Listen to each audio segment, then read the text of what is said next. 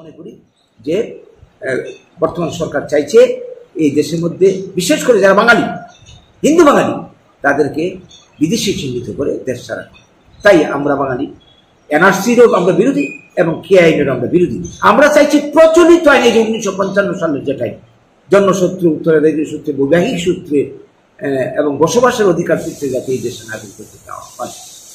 তো এর জন্য আজকের দিনে আমাদের এই সাংবাদিক সম্মেলন, এই সম্মেলনের মাধ্যমে আপনাদের মধ্য দিয়ে আমরা ভারত সরকারের কাছে আমাদের দাবি তুলে ধরতে চাইছি এবং এই রাজ্যের এই দেশের যারা রয়েছেন বাঙালি অংশের মানুষ, যারা দেশভাগের বলি, অবিভক্ত ভারতের ভূমিপুত্র, স্বাধীনতার রূপকার, তাদের নিয়ে এই যে রাজনীতি চলছে স্বাধীনতার পর থেকে, এই রাজনীতির ষড়যন্ত্র থেকে আমরা যাতে বেরিয়ে আসতে পারি।